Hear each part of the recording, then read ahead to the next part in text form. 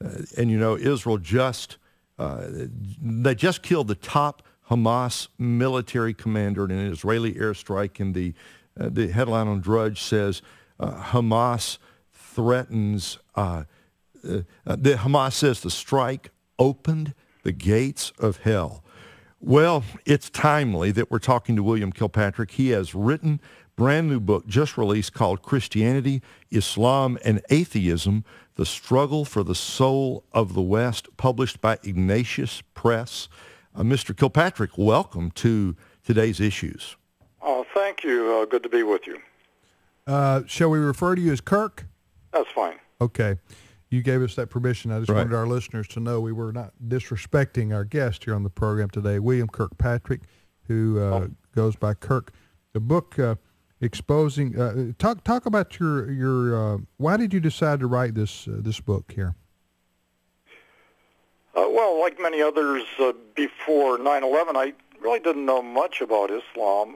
Afterwards, I began to read up, and when I first read the Quran, it became obvious, first, that it's a fabrication, and second, that it's an outright rejection of Christianity, and it struck me that many people don't realize this. So I wrote the book to inform them that Islam is no friend of Christianity. Kirk, that is not a politically correct statement to make, because we are told over and over again Islam is a religion of peace. And what is your answer to that? Well, it's not, but as you say, because of political correctness and multiculturalism, we're not really allowed to speak the truth.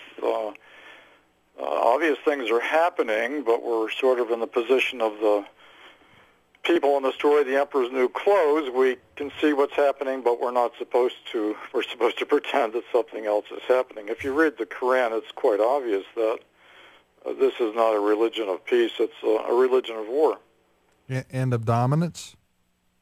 And of dominance. For example, Hassan al-Banna, the founder of the Muslim Brotherhood in 1929, said, it is in the nature of Islam to dominate and not to be dominated. Islam must extend its power over the whole world. Back to your point there just a moment ago about political correctness and what Ray said here. That's what I'm not the first one to say this, but the humorous thing, although it's deadly serious, but still the humorous part of just political correctness is the fact that everybody who subscribes to it has to pretend that something that is so isn't so in the name of something greater. Okay? Here's what I mean by here's what I mean by this. And in the name of protecting their jobs also. In the name of protecting their jobs. But yes, so we have to pretend. We all know. I'll give you a prime example. We all know that what happened on 9/11 in our country in 2001 was an act of Islamic jihad. All right? Exactly. We all know that. Right.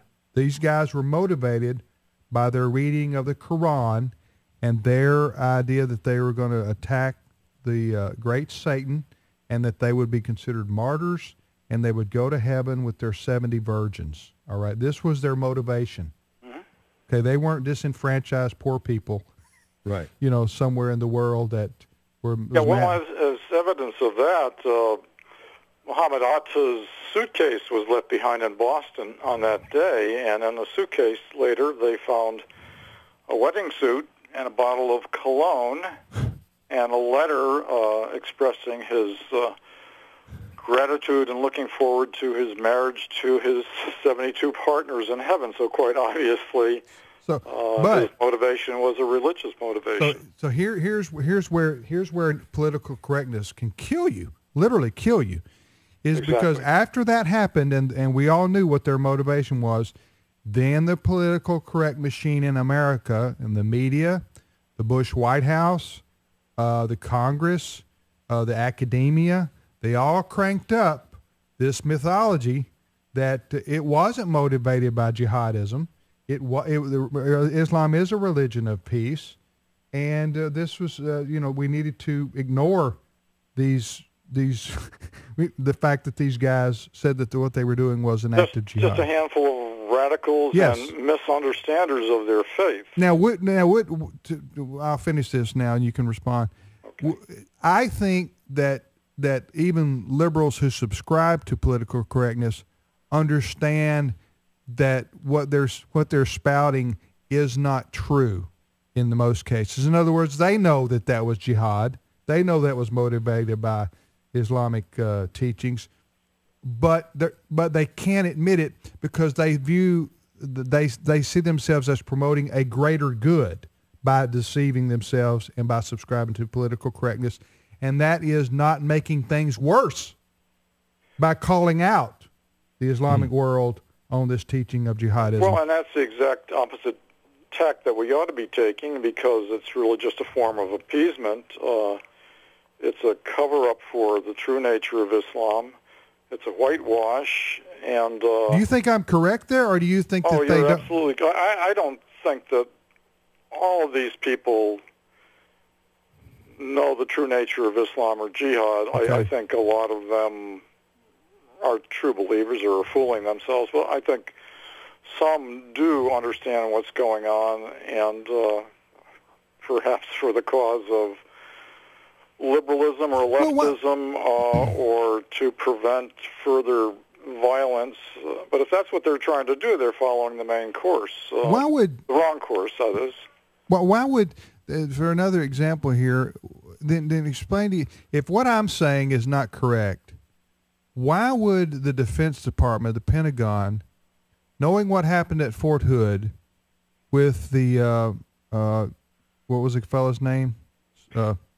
Major Hassan. Yeah, we all know in his public statements, in his private writings, the fact that he yelled out "Great is God" in Arabic when he shot all those people.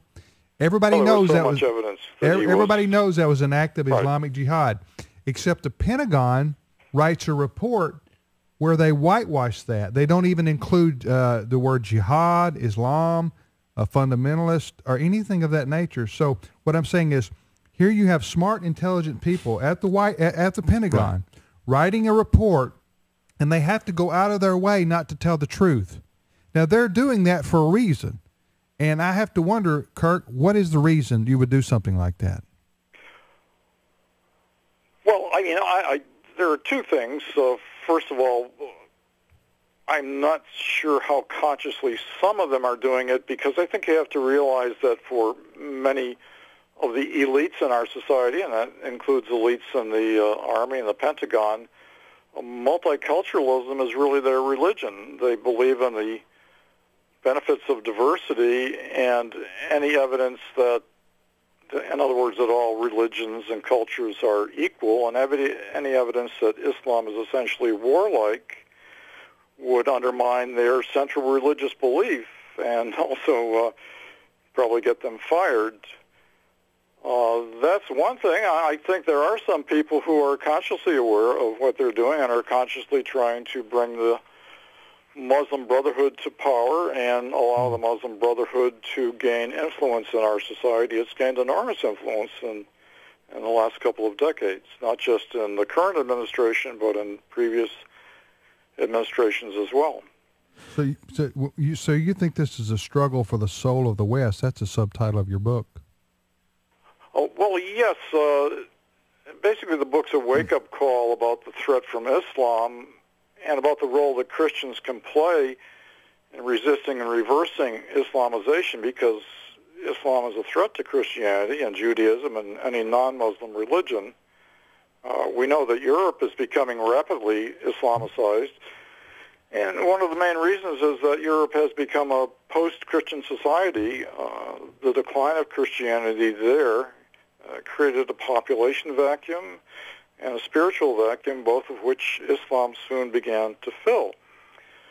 And so the struggle is between Christianity and two totalitarian ideologies, Islam on the one hand and radical secularism on the other. radical secularism has brought Christianity low in Europe and allowed Islam to make these inroads, and I'm afraid the same thing could happen here in the U.S. We're talking with William Kilpatrick. He's the author of Christianity, Islam, and Atheism, The Struggle for the Soul of the West, just published by Ignatius Press. And there in your last answer, you brought up something I thought was pretty interesting, because the title is Christianity, Islam, and Atheism. We're used to thinking of the struggle, at least in the last 11 years, between Christianity and Islam. And you brought in atheism. How does atheism and radical secularism figure into this struggle for the soul of the West? Well, I use atheism as shorthand for atheists and radical secularists and leftists. And the way it works is that the radical secularism and radical Islam have formed a tacit alliance. The most obvious example would be the alliance between Iran and leftist Venezuela, leftist professors working with Muslim students on college campuses. The campaign against the supposed hate crime of Islamophobia was engineered by leftists, people like George Soros. The leftist Justice Department has undercut the ability of law enforcement to uncover terror plots. And in general, radical secularists have smoothed the path for Islam by attacking Christianity and by attacking traditional values. I like to say, in a nutshell, that the people who brought you Heather Has Two Mommies are about to bring you Heather Has Four Mommies and a Great Big Bearded Daddy. That is actually something that Mark Stein said. But that basically secularism has a relativistic view of the world, and according to it, everything's equal, everything's okay, everything has to be normalized and approved of. That book, Heather Has Two Mommies, was, of course, it was a picture book for young children to try to convince them that same-sex marriage was okay. Well, as Islam becomes more and more powerful, you're going to see the same people falling all over themselves to praise Islam and say it's okay too. So it's okay for Heather to have four mommies and a great big bearded daddy, and if Heather goes out without her hijab, her daddy will kill her, literally. But that's okay. That's their culture. That's their tradition. Who are we to judge? So if you look at the score